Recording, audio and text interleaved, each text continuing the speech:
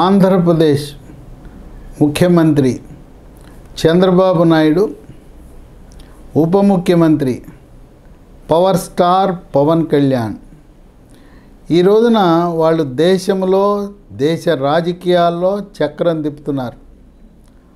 ఒకప్పుడు జగన్మోహన్ రెడ్డి చంద్రబాబు నాయుడిని అవహేళన చేశాడు. ఈయనంట దేశ రాజకీయాల్లో చక్రం తిప్పుతాడంట, భూచక్రం తిప్పుతాడా, విష్ణు చక్రం తిప్పుతాడా అని అవహేళన చేశాడు మూర్ఖత్వంతో జగన్మోహన్ రెడ్డి. ఈరోజు నిన్నగాక మొన్న మహారాష్ట్ర ముఖ్యమంత్రిగా దేవేంద్ర ఫడ్నవీస్ ఆయన ప్రమాణ స్వీకారం చేస్తే చంద్రబాబు నాయుడికి ప్రధానమంత్రి మోదీతో సహచర ముఖ్యమంత్రులు, దేశవ్యాప్తంగా ఉండే ఎన్డీఏ కూటమి ముఖ్యమంత్రులు వారు చూపించిన ప్రేమ, ఆదరణ, అభిమానము, గౌరవము తెలుగు ప్రజలకు అందరికీ కడుపు నిండిపోతుంది, ప్రపంచవ్యాప్తంగా ఉన్నవారికి. ఇక పవర్ స్టార్ పవన్ కళ్యాణ్ అయితే ఆయన ఏదో ఒక ప్రాంతీయ పార్టీ, ఒక చిన్న నాయకుడు. ఆయన కొంతమంది ఈ వైఎస్ఆర్సీపీ నాయకులు అజ్ఞాని అని విమర్శించారు. ఈ రోజున అజ్ఞాని కాదు, ఆయన దక్షిణాది రాష్ట్రాలకు ఒక స్టార్ క్యాంపెయినర్ కాబోతున్నాడు. పవర్ స్టార్, పొలిటికల్ స్టార్ కాబోతున్నాడు. ఇవాళ ఏ రాజకీయ నాయకుడైనా ఓ మీటింగ్ పెట్టాలంటే మామూలుగా అలవాటైపోయింది. వాహనం పెట్టాలి, బీర్లు ఇవ్వాలి, బిర్యానీలు ఇవ్వాలి. అటువంటి అవసరము లేకుండా వేలాది సంఖ్యలో, లక్షలాది సంఖ్యలో ప్రజలను ఆకర్షించగలిగిన, ప్రజా ఆకర్షణ కలిగిన దక్షిణాది రాష్ట్రాల్లో ఏకైక నాయకుడిగా పవర్ స్టార్ పవన్ కళ్యాణ్ గుర్తింపు పొందాడు. అమిత్ షా కానీ, అలాగే ప్రధానమంత్రి మోదీ కానీ మాస్ లీడర్గా దక్షిణాదిలో భారతీయ జనతా పార్టీ విధానాలను, సనాతన ధర్మానికి ఒక బ్రాండ్ అంబాసిడర్గా పవర్ స్టార్ పవన్ కళ్యాణ్ని ఆయన్ని పంపాలనే వ్యూహంతో ముందుకు సాగుతున్నారు. ఇంకా చంద్రబాబు నాయుడు రోజు రోజుకి రాష్ట్రంలోనే కాదు జాతీయ స్థాయిలో కూడా బలపడుతున్నాడు. ఇక ఇది చూసిన వైఎస్ఆర్సీపీ నాయకులు, మాజీ మంత్రులు, మాజీ ఎమ్మెల్యేలు, మాజీ ఎంపీలు, ప్రజాప్రతినిధులందరూ ఒక్కొక్కరుగా జారుకుని కాంగ్రెస్ పార్టీ ఎట్లాగో దేశంలో అది కనుమరుగయ్యే పరిస్థితి ఉన్నది, బంగాళాఖాతంలో కలిసే పరిస్థితి ఉన్నది కనుక కాంగ్రెస్ పార్టీలో చేరిన భవిష్యత్తు ఉండదని వైఎస్ఆర్సీపీ పార్టీ నాయకులు ఒక్కొక్కరుగా ఎన్డీఏ కూటమి పక్షాలతో మాట్లాడుకుంటూ ఏదో ఒక పార్టీ, అధికార పార్టీలో మూడిట్లో ఒక దాంట్లో చేరాలని ఆలోచనలో ఉన్నారు. తెలుగుదేశమా, జనసేన, బీజేపీ. అయితే వీళ్ళు వాళ్ళని చేర్చుకునేటప్పుడు మూడు పార్టీలు చర్చించుకుని చేర్చుకుంటున్నారు. కొంతమంది ఉన్నారు వాళ్ళని ఏ పార్టీ వాళ్ళు చేర్చుకునే పరిస్థితి లేదు. ఎందుకంటే ఉమ్మడి నిర్ణయం. వాళ్ళు ఎవరంటే అందరికీ తెలిసిన వాళ్ళే. కొడాలి నాని, పేర్ని నాని, అంబటి రాంబాబు, రోజా, ఇలాంటి వాళ్ళు. ఆయన అక్కడ నెల్లూరులో ఉన్నాడు. ఆయన నీటిపారుదల మంత్రి కాదు, నోటిపారుదల మంత్రి అంటారు ఆయన. ఆవేశపరుడు, ఆలోచన లేదు. అక్కడ ఆయన డెంటల్ డాక్టర్ అనిల్. ఇలాంటి కోవకు చెందిన వాళ్ళు అనేక మంది ఉన్నారు. వీళ్ళకి ఏ పార్టీ కూడా ప్రవేశం ఉండదు. అంటే సూత్రప్రాయంగా ఒక నాయకుడిని, ఒక పెద్ద నాయకుడిని చేర్చుకునేటప్పుడు ఎన్డీఏ కూటమి భాగస్వాములు ముగ్గురు కలిసి చర్చించుకుంటుని ఆ తరువాత నిర్ణయం తీసుకున్నారు. ఏలూరులో మాజీ డిప్యూటీ చీఫ్ మినిస్టర్, వైద్య ఆరోగ్య శాఖ మంత్రి ఆళ్ల నాని, ఆయన కాపు సామాజిక వర్గానికి చెందిన వ్యక్తి. ఆయన నామకే వాస్తే ఉప ముఖ్యమంత్రి, వైద్య ఆరోగ్య శాఖ మంత్రిగా కూడా ఆయన కోవిడ్లో పనిచేసిన జగన్మోహన్ రెడ్డి దగ్గర ఉన్న ఉప ముఖ్యమంత్రులు మంత్రులు అందరూ కూడా డమ్మీలే, రబ్బర్ స్టాంపులే. ఈయన పేరుకే ఉప ముఖ్యమంత్రి తప్పనిచ్చి నిర్ణయాలన్నీ కూడా ముఖ్యమంత్రి కార్యాలయంలోనే జరిగిపోయినాయి. ఆయన విసికి వేసారిపోయి రాజకీయాల పట్ల వైఎస్ఆర్సీపీ పార్టీకి రాజీనామా చేసి ఇంట్లో కూర్చున్న తరుణంలో ఆయన అభిమానులు, అనుచరులు నాన్న మనము తెలుగుదేశం పార్టీలో చేరితే బాగుంటుంది, నీకు మంచి పేరుంది. ఎందుకంటే ఆళ్ళ నాని వివాదరహితుడు, నోరు పారేసుకోడు, పెద్దలను గౌరవించే గుణం ఉంది. కానీ ఆ మచిలీపట్నం ఆయన పేరుని నాని ఆయనకు ఈయనకి పొత్తు పొరపచ్చమే లేదు. కనుక ఆళ్ళ నాని అనుచరుల సలహా మేరకు ఆయన తెలుగుదేశం పార్టీలో చేరాలని నిర్ణయించుకున్నాడు. చంద్రబాబు నాయుడిని ఆయన అడిగితే మంచి వ్యక్తి, కాపు సామాజిక వర్గం, వివాదరహితుడు. ఇక ఏలూరు నియోజకవర్గం కాపుల ప్రాబల్యమున్న నియోజకవర్గం కనుక ఆళ్ళ నాని వస్తే అది భూమి ఆకాశాలు ఉన్నంతకాలం ఇక తెలుగుదేశం పార్టీ శాసనసభే కాక దాని ప్రభావం ఏలూరు పార్లమెంటుపై పడుతుందని చంద్రబాబు నాయుడు సూత్రప్రాయంగా ఆయన్ని చేర్చుకోవటానికి అంగీకరించినట్టు వార్తలు వెలువడినాయి. ప్రస్తుత sitting MLA Eluru Badeti Radhakrishna Telugu Desam MLA. సహజంగా ఏ రాజకీయ పార్టీ నాయకుడైనా ఇంకొక బలమైన నాయకుడు ఆ పార్టీలోకి వస్తున్నాడంటే ఎవరు ఇష్టపడరు. కానీ పార్టీ పెద్దలు, పార్టీ అధ్యక్షుడు మాత్రం ఇద్దరు బలమైన వ్యక్తులు ఒక పార్టీలో ఒక నియోజకవర్గంలో ఉంటే పార్టీ బలపడుతుంది. పైగా ఎవరైనా అలిగినా, ఎవరైనా పార్టీలు దూకినా, జంప్ చేసినా ఒకరుంటారనే ఆలోచనతో ఎప్పుడు కూడా పార్టీ అధిష్టానం ఇద్దరు ముగ్గురు బలమైన నాయకులను ప్రతి నియోజకవర్గంలో పోషిస్తారు, వాళ్ళని ప్రోత్సహిస్తారు. ఇప్పుడు చంద్రబాబు నాయుడు చెబుతూనే ఉంటారు, ఒకరు ఎమ్మెల్యే అవుతారు, ఒకరు ఎమ్మెల్సీ అవుతారు, ఒకరు కార్పొరేషన్ అవుతారు, కార్పొరేషన్ కాకపోతే జిల్లా పరిషత్తు, మార్కెటింగ్, ముగ్గురు పెద్దలు ఉంటే ఒకరే శాసనసభ, మిగతా వాళ్ళకి సమాన హోదా ఉంటుంది, ముగ్గురిని కూడా సమానంగా గౌరవిస్తానని చెబుతూనే ఉంటారు. కనుక రాజకీయ సిద్ధాంతం ప్రకారం ఏ పార్టీ అయినా ప్రతి నియోజకవర్గంలో ఇద్దరు ముగ్గురు ప్రముఖ నాయకులను ప్రోత్సహించడం సహజమే.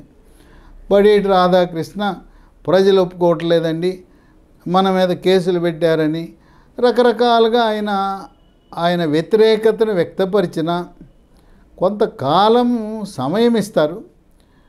ఆళ్ళ నాని తెలుగుదేశం పార్టీలో చేరటం అనేది తథ్యం.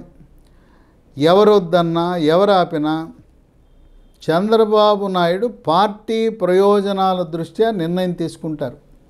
ఈ రోజున ఆంధ్రప్రదేశ్లో ఎన్డీఏ కూటమి మోస్ట్ పవర్ఫుల్, మోస్ట్ పాపులర్, తిరుగులేదు. ఎవరు కూడా బ్లాక్మెయిల్ చేయజాలరు. చెరువు మీద అలిగితే ఏమవుద్దో ఇప్పుడున్న ఎమ్మెల్యేలకు కూడా అదే అవుతుంది. చంద్రబాబు నాయుడు ఆయన ఒక స్కూల్ హెడ్ మాస్టర్లా ఎమ్మెల్యేలకు హెచ్చరికలు జారీ చేస్తున్నాడు. ఆయనకు కూడా ఓపిక, సహనం నశిస్తూ ఉంది. చెప్పినా వినకుండా గీత దాటితే వేటు తప్పదనే నిర్ణయానికి వచ్చేస్తున్నాడు చంద్రబాబు నాయుడు. మళ్ళీ 95-2004 మధ్యలో ఏ విధంగా చంద్రబాబు నాయుడు ఉన్నాడో ఆ విధంగా కఠినంగా ఎమ్మెల్యేలను ఇష్టారాజ్యం కింద ప్రవర్తిస్తే సహించుననే సంకేతాలు ఇచ్చాడు.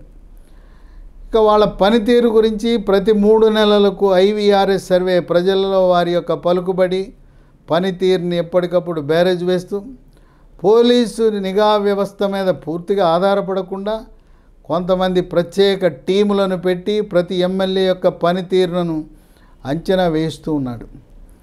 చంద్రబాబు నాయుడు ఎమ్మెల్యేలకు చెప్తూ వచ్చాడు, ఏమని, మీరు ఇసుకలో జోక్యం చేసుకోవద్దు, మద్యం షాపుల విషయంలో జోక్యం చేసుకోవద్దు, కాంట్రాక్ట్ల విషయంలో జోక్యం చేసుకోవద్దంటే వీళ్ళు ఎమ్మెల్యేలు, ముఖ్యంగా తెలుగుదేశం ఎమ్మెల్యేలు చాలామంది ఇసుక, మద్యం. ఇసుకకి వాళ్ళు ప్రతి అడుగడుగున అడ్డంకులు సృష్టిస్తున్నారు. ఇక మద్యం షాపులు టెండర్లు వేయకుండా, టెండర్లు లాటరీలో వస్తే వీళ్ళు శాసించేదేమిటి? తర్వాత ఎవరైనా టెండర్లో 2 లక్షలు కట్టి వస్తే వాళ్ళని బెదిరించడం, మాకు వాటాలు ఇవ్వమంటాం, నువ్వు ఎట్టా ఇక్కడ వ్యాపారం చేస్తావు చూస్తావు వదిలేసిపో అంటాం. ఈ విధంగా వాళ్ళు 2 లక్షలు చొప్పున ఒక్కొక్కరు 10-20 అప్లికేషన్లు పెట్టుకుంటే ఒకటి వచ్చింది. వాళ్ళని బెదిరించడం ఇవన్నీ కూడా చంద్రబాబు నాయుడు ముఖ్యమంత్రి దృష్టికి వచ్చింది. ఇక కాంట్రాక్టులు, రోడ్డు కాంట్రాక్ట్ అయినా, భవనం కాంట్రాక్ట్ అయినా, వంతెన కాంట్రాక్ట్ అయినా అన్నీ ఎమ్మెల్యే తన బినామీలను పెట్టి చేయించాలని, అక్కడికి వచ్చిన కాంట్రాక్టర్లను టెండర్ వేయద్దని బెదిరించడం, టెండర్ వేసినా వదిలేసి పొమ్మంటాం, మా వాళ్ళకి ఇమ్మంటాం.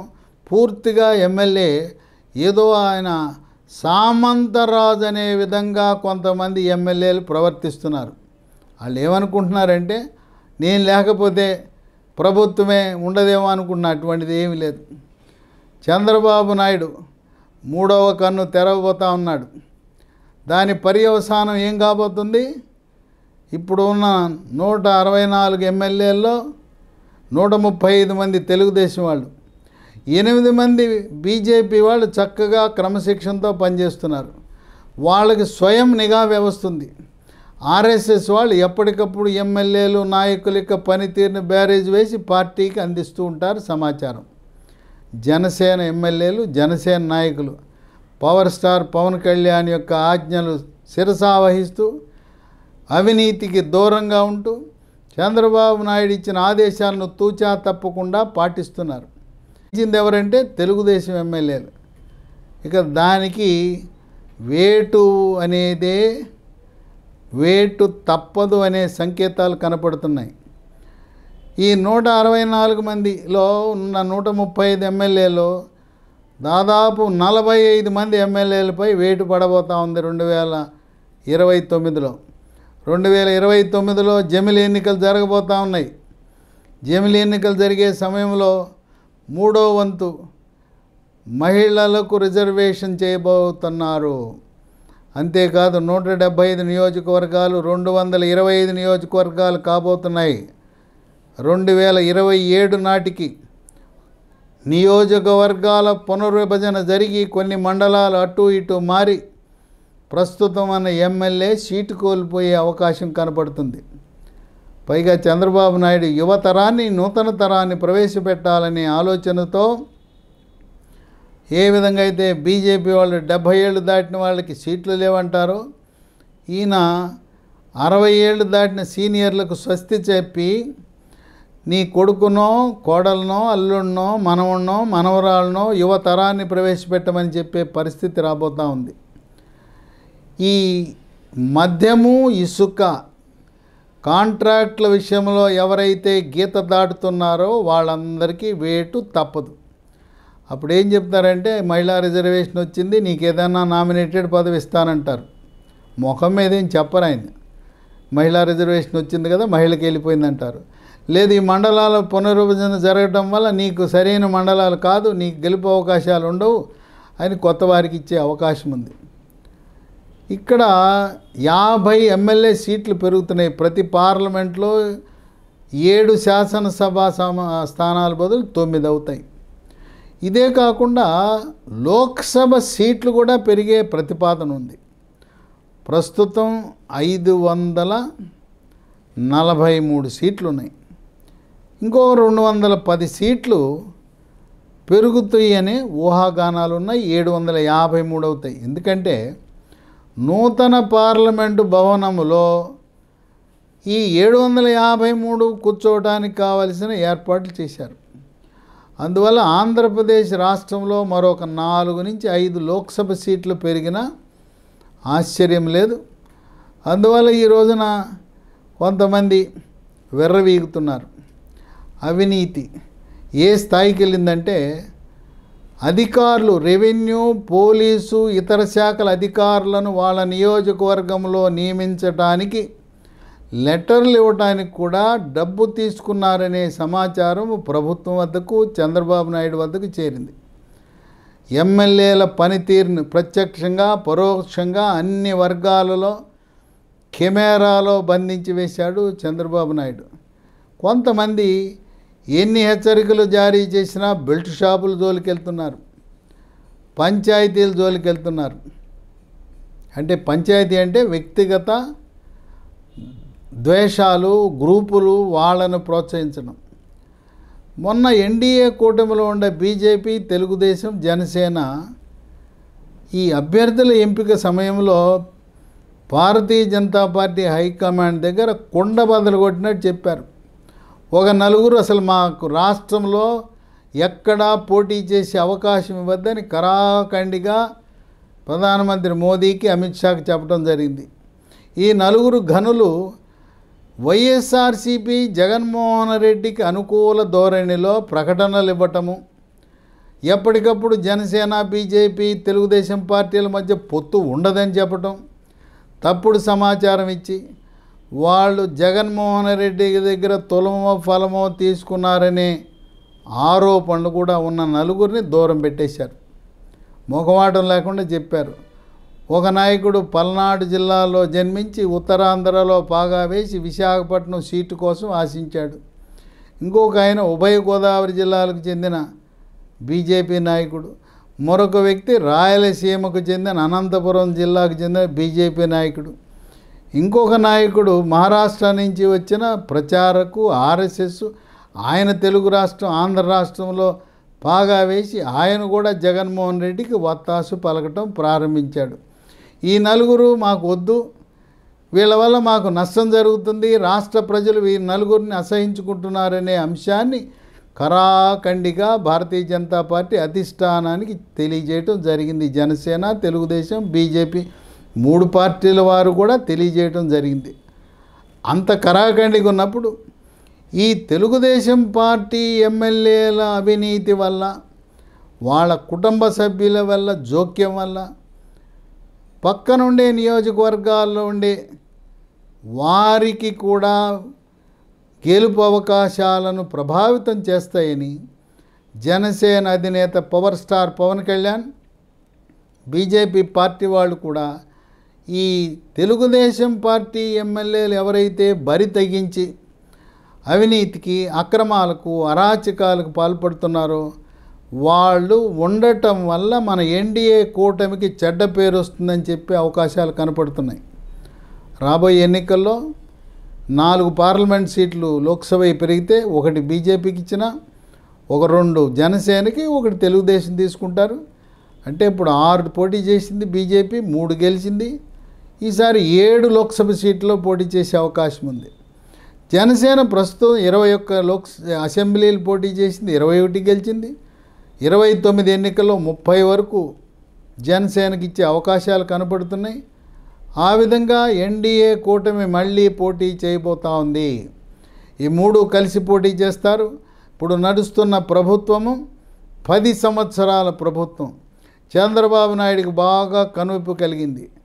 2019లో జనసేన, తెలుగుదేశం, బీజేపీ కలిసి పోటీ చేసి ఉంటే జగన్మోహన్ రెడ్డి ముఖ్యమంత్రి అయ్యేవాడు కాడు అనేది పూర్తిగా రాష్ట్ర ప్రజలకు, రాజకీయ పార్టీలకు, చంద్రబాబు నాయుడికి పూర్తిగా అవగాహన కలగటం వల్ల ఎన్ని నారదలు ప్రవేశించి ఈ 3 పార్టీల మధ్య తంపులు తగాదాలు పెట్టాలని ప్రయత్నించిన చంద్రబాబు నాయుడు ప్రధానమంత్రి మోదీకి డైరెక్ట్ వాళ్ళిద్దరూ మాట్లాడుకుంటారు, ఫోనుల్లో మాట్లాడుకుంటారు, ప్రత్యక్షంగా మాట్లాడుకుంటారు. వాళ్ళ ఇద్దరి యొక్క మైత్రిని ఎవ్వరూ కూడా దూరం చేయలేరు.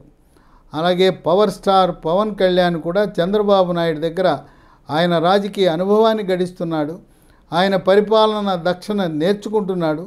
అందువల్ల చంద్రబాబు నాయుడిని ఒక గురువుగా భావించి ఆయన యొక్క మాటను శిరసా వహించే ధోరణిలో వెళ్తున్న తరుణంలో ఎన్డీఏ కూటమిలో ఎవ్వరూ కూడా పక్కకు కదిలే అవకాశం లేదు. ఇక త్వరలో వైఎస్ఆర్సీపీ పార్టీ పూర్తిగా ఖాళీ కాబోతూ ఉంది.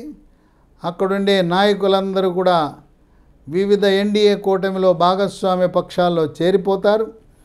వైఎస్ఆర్సీపీ జెండా పీకేస్తే ఆ మిగిలిపోయిన అడుగు పొడుగు నాయకులు దాన్ని తీసుకువెళ్ళి కాంగ్రెస్ పార్టీలో విలీనం చేస్తారనే ఊహాగానాలు ఉన్నాయి. 2029లో కూడా జమిలి ఎన్నికల్లో భారతదేశంలో ఎన్డీఏ కూటమి బీజేపీ ఆధ్వర్యంలో ఘన విజయాన్ని సాధించబోతున్నదని రాజకీయ విశ్లేషకులు భావిస్తున్నారు. ఆంధ్రప్రదేశ్లో ఎన్డీఏ కూటమి మళ్ళీ జెండా ఎగరైపోతూ ఉంది.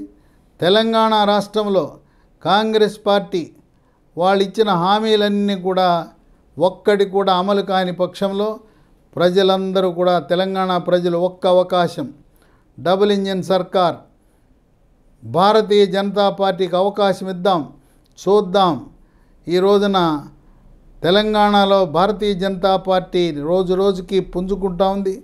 అదే కాకుండా బంగ్లాదేశ్లో అక్కడుండే హిందువులపై జరుగుతున్న దాడులకు ఇక్కడ తెలంగాణలో ఉండే హిందువులందరూ ఐక్యత రాగంతో బీజేపీయే కాకుండా బీజేపీకి తోడుగా హిందువులందరూ ఐక్యతా భావంతో ఒక్కసారి భారతీయ జనతా పార్టీకి అవకాశం ఇద్దామని ధోరణితో ముందుకు సాగుతున్న తరుణంలో అక్కడ కూడా 119 సీట్లకు అదనంగా 34 సీట్లు రావడం, 153 సీట్లలో తప్పనిసరిగా తెలంగాణ రాష్ట్రంలో భారతీయ జనతా పార్టీ జెండా ఎగరైపోతూ ఉంది. 2028 నవంబర్కి టర్ము పూర్తయిన ఒక 6 నెలల పాటు వాళ్లకు ప్రభుత్వాన్ని పొడిగించి జమిలి ఎన్నికలు జరుగుతాయి.